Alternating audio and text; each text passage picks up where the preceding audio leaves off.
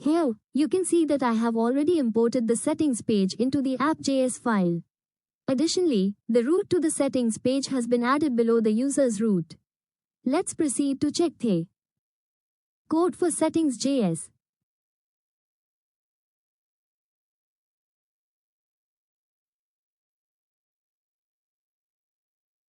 Here, I have imported React and the useState hook, which is essential for managing component state. Additionally, the settings CSS file for styling this settings page is included. This is a functional React component called settings. This component will handle all settings-related functionality and rendering.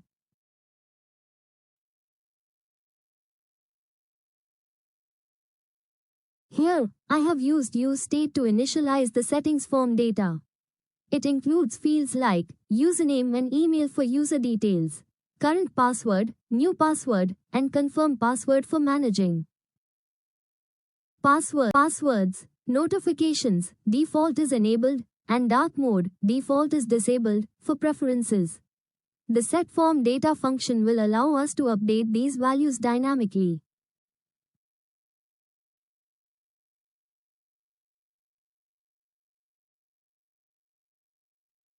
This handle input change function dynamically handles changes in form inputs. For text inputs, it updates the corresponding field with the new value. For checkboxes, it toggles the state based on whether the box is checked. The ... prev data ensures that other fields remain unchanged.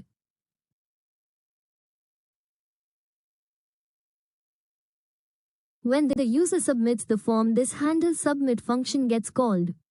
It prevents the default page reload using a.prevent default function.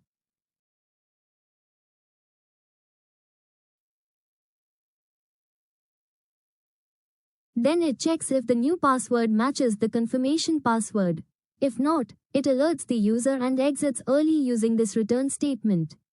If everything is valid, it displays a success message.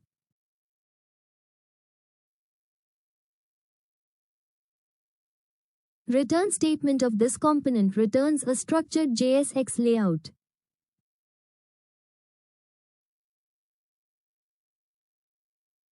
This is the page title, styled using the settings header class in this div of class name settings page.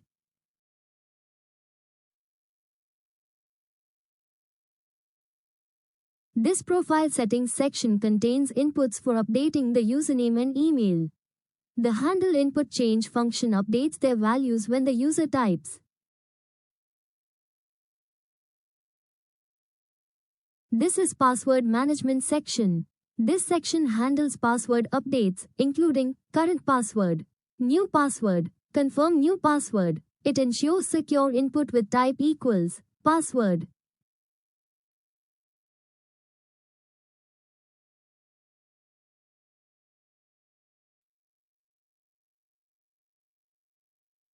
This is preferences section. It includes two toggles. One enable, disable email notifications, and other enable disable dark mode. Their states are updated with checkboxes linked to handle input change.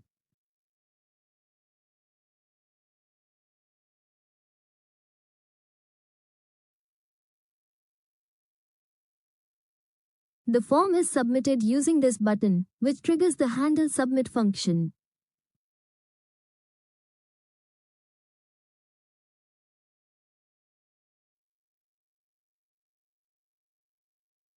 Finally, the settings component is exported for use in the application.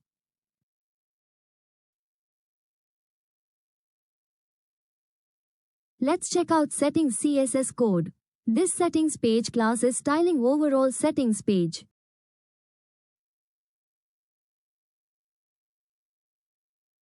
In it, this padding adds space around the content to avoid a cramped look. Background color, a soft, neutral color enhances readability and visual comfort.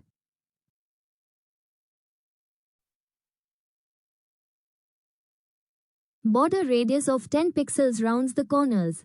Box shadow creates a subtle shadow for depth, making the page look elevated.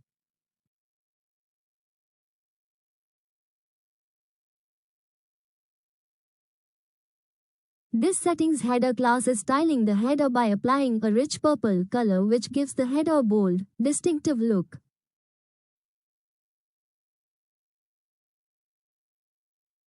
In this settings form class, a clean white background color is added for contrast against the page. Box shadow is added which gives the form a subtle floating effect.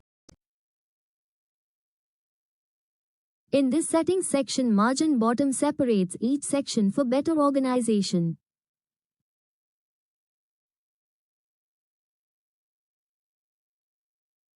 Section headers has a lighter purple color and border bottom which is a decorative line to enhance section separation.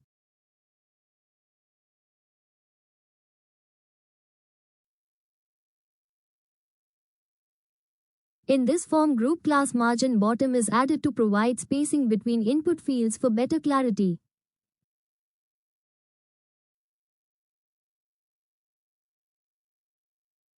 In this form, group label block display aligns the label above the input field. And neutral dark gray text color added for good contrast.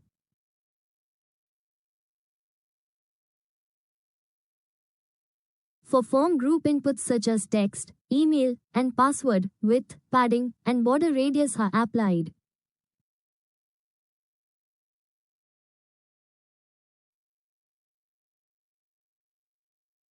And for form group checkbox, only margin right is added. It gives a neat appearance.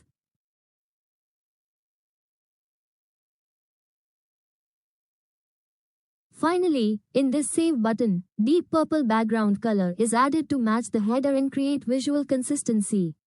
No border keeps the design sleek, and cursor changes to a pointer on hover, indicating interactivity. On hover this button color slightly darkens.